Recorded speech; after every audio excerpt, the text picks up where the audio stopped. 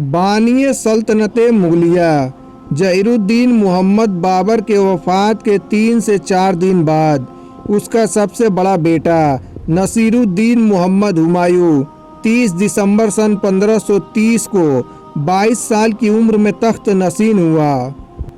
नसीरुद्दीन मोहम्मद हुमायूं हिंदुस्तान का बादशाह तो बन गया, मगर उसकी उम्र का ज़्यादातर हिस्सा जिला वतनी में गुजरा। हुमायूं की पैदाइश 6 मार्च सन 1508 ईस्वी को काबुल में हुआ था। वीडियो शुरू करने से पहले आपसे एक छोटी सी गुजारिश है, अगर आप इस चैनल पे नए हैं तो प्लीज़ चैनल को सब्सक्राइब ज़रूर करें और वीडियो को अंत तक ज़रूर देखें। हुमायूं एक प्रख्यात मुग़ल सम्राट था जो बाबर का सबसे बड़ा बेटा था। हुमायूं एक इकलौता ऐसा मुग़ल बादशाह था जिसने अपने पिता बाबर की आज्ञा का पालन करते हुए अपने मुग़ल साम्राज्य का बंटवारा अपने भाइयों में किया था। हुमायूं ने अपने जीवन में कई उतार चढ़ाव को देखा था। हुमायूं को सबसे ज़्यादा दुख उसके भाइयों से मिला था। वहीं अफ़गानों ने भी हुमायूं की मुसीबत को और ज़्यादा बढ़ा दिया था। हुमायूं के 3 भाई कामरान मिर्ज़ा, अस्करी और हिंदाल थे, जिसके लिए हुमायूं ने अपने साम्राज्य का बंटवारा कर दिया था, लेकिन बाद में उन्हें इसकी वजह से काफ़ी कुछ भुगतना पड़ा था। मुग़ल बादशाह हुमायूं महज 12 साल का था तब उसे बदखसा के सूबेदार के रूप में नियुक्त किया गया। वही सूबेदार के रूप में हुमायूं ने भारत में उन सभी अभियानों में हिस्सा लिया जिनका नेतृत्व उसके पिता बाबर ने किया था। आपको बता दें कि बाबर ने उनके चारों बेटों में मुग़ल साम्राज्य को लेकर लड़ाई न हो और अपने अन्य बेटों की उत्तराधिकारी बनने की इच्छा जताने से पहले ही अपने जीवित रहते हुए हुमायूं को अपना उत्तराधिकारी घोषित कर दिया था।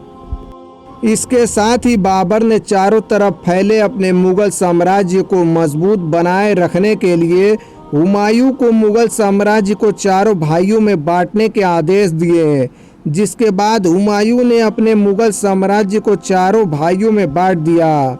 उसने अपने भाई कामरान मिर्ज़ा को पंजाब, कांधार और काबुल का सूबेदार बनाया, हिंदाल को अलवर और अस्करी को संभल का सूबेदार बनाया। यही नहीं, हुमायूं ने अपने चचेरे भाई सुलेमान मिर्ज़ा को बदखसा की जागीर सौंपी।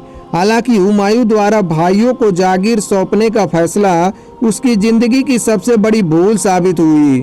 इसी वजह से उसे अपने ज़िंदगी में कई बड़ी मुसीबतों का भी सामना करना पड़ा। हुमायूं का अफ़गान शासकों से कट्टर दुश्मनी थी। वहीं अफ़गान शासकों से लड़ाई में भी उसके भाइयों ने कभी सहयोग नहीं दिया, जिसके बाद हुमायूं को हार का सामना करना पड़ा। हुमायूं ने अफ़गानिस्तान, पाकिस्तान और उत्तर भारत के कुछ इलाकों में साल 1531 से 1540 तक राज किया था। फिर दोबारा साल 1555 से 1556 तक राज किया था। वहीं मुग़ल साम्राज्य का विस्तार पूरी दुनिया में करने के मकसद को लेकर हुमायूं ने अपनी कुशल सैन्य प्रतिभा के चलते कई राज्यों में जीत अभियान चलाया। वहीं इस अभियानों के तहत उसने कई राज्यों में जीत का परचम भी लहराया था। साल 1531 में गुजरात के शासक बहादुर शाह की लगातार बढ़ रही शक्ति को रोकने के लिए मुग़ल बादशाह हुमायूं ने कालिंजर पर हमला किया। साल 1532 में अफ़गान सरदार महमूद लोदी और हुमायूं की विशाल सेना के बीच दोहारिया नामक स्थान के बीच युद्ध हुआ। इस युद्ध में हुमायूं के पराक्रम के आगे महमूद लोदी नहीं टिक पाया और उसे हार का मुंह देखना पड़ा। हुमायूं और गुजरात के राजा बहादुर शाह के बीच संघर्ष। गुजरात के शासक बहादुर शाह ने 1531 में मालवा तथा 1532 में रायसीन के महत्वपूर्ण किले पर अधिकार कर लिया। इसके बाद उसने मेवाड़ की संधि करने के लिए मजबूर किया। वहीं इस दौरान गुजरात के शासन बहादुर शाह के टर्की के एक प्रख्यात एवं कुशल तोपची रूमी खान की मदद से एक शानदार तोपखाने का निर्माण भी करवाया था, जिसके बाद हुमायूं ने बहादुर शाह की बढ़ती हुई ताकत को दबाने के लिए साल 1535 ईस्वी में बहादुर शाह पर सारंगपुर में आक्रमण कर दिया। दोनों के बीच हुई इस जंग में गुजरात के शासक बहादुर शाह को हुमायूं से हार का सामना करना पड़ा था। इस तरह हुमायूं ने मांडू और चंपानेर के किले पर भी अपना अधिकार जमा लिया और मालवा और गुजरात को उसने मुगल साम्राज्य में शामिल करने में सफलता हासिल की। हुमायूं और शेर शाह सूरी के बीच मुकाबला। वहीं दूसरी तरफ शेर शाह सूरी ने सूरजगढ़ के राज में बंगाल को जीतकर काफी नाम कमाया, जिससे हुमायूं की चिंता और अधिक बढ़ गई थी। इसके बाद हुमायूं ने शेर शाह को सबक सिखाने और उसकी ताकत को दबाने के मंशा से साल 1538 में चुमानगढ़ के किले पर घेरा डाला और अपने साहस और पराक्रम के बलबूते पर उस पर अपना अधिकार जमा लिया। वही बंगाल से लौटते समय हुमायूं और शेर शाह के बीच बक्सर के पास 29 जून 1539 को चौसा नामक जगह पर युद्ध हुआ, जिसमें हुमायूं की हार हुई। इस जंग में मुगल सेना को भारी नुकसान हुआ और अफगान सेना ने जीत हासिल की। 17 मई 1540 ईस्वी में कन्नौज बिलग्राम का युद्ध। 17 मई 1540 ईस्वी में हुमायूं ने बिलग्राम और कन्नौज में लड़ाई लड़ी। वहीं इस लड़ाई में मुगल बादशाह हुमायूं का उसके भाई अस्कारी और हिंदाल ने साथ दिया। हालांकि हुमायूं को इस युद्ध में हार का सामना करना पड़ा और यह एक निर्णायक युद्ध साबित हुआ।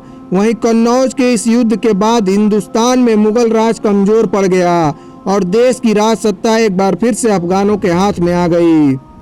इस जंग में हारने के बाद हुमायूं सिंध चला गया और करीब 15 साल तक गुमनामी की जिंदगी बसर की। इसी बीच हुमायूं ने हमीदा बानो से निकाह किया, जिनसे उन्हें महान सम्राट अकबर को जन्म दिया। अकबर ने बाद में मुगल साम्राज्य की नींव को मजबूत किया और मुगल साम्राज्य का जमकर विस्तार हुआ। सरहिंद का युद्ध। 15 मई 1556 ईस्वी को ही मुगलों और अफगानों के बीच सरहिंद नामक जगह पर भीषण जंग हुआ। इस युद्ध में मुगल सेना की कमान बैरम खान ने और अफगान सेना की कमान सिकंदर सुर ने किया था। हालांकि इस जंग में अफगान सेना को मुगल सेना से हार का सामना करना पड़ा और फिर 23 जुलाई साल 1555 में हुमायूं दिल्ली की सत्ता पर वापस से काबिज हुआ। इस तरह मुगलों ने एक बार फिर अपना साम्राज्य स्थापित कर लिया और फिर से हिंदुस्तान में मुगलों का डंका बजा। दिल्ली के सिंहासन पर बैठने के बाद हुमायूं ज्यादा दिनों तक सत्ता का सुख नहीं उठा सका और साल 1556 में जब वह दिल्ली में दीनपनाह भवन में स्थित लाइब्रेरी की सीढ़ियों से उतर रहा था, तभी उसका पैर लड़खड़ा गया, जिसकी वजह से उसकी मौत हो गई। हुमायूं के मरने के बाद उसका बेटा जलालुद्दीन मोहम्मद अकबर ने मुगल सिंहासन पर बैठा। उस समय अकबर की उम्र महज 13 से 14 साल की थी, इसलिए बैरम खान को अकबर का संरक्षक बनाया गया। वही हुमायूं के मौत के कुछ दिनों बाद उनकी बेगम हमीदा बानो ने हुमायूं का मकबरा का निर्माण करवाया, जो कि आज दिल्ली की ऐतिहासिक इमारतों में से एक है और मुगल कालीन वास्तुकला का एक अद्भुत नमूना है। आप देख रहे थे YouTube चैनल आज़ाद तारीख। अगर आपको ये वीडियो पसंद आया हो तो प्लीज़ वीडियो को लाइक करें और चैनल को सब्सक्राइब जरूर कर दें।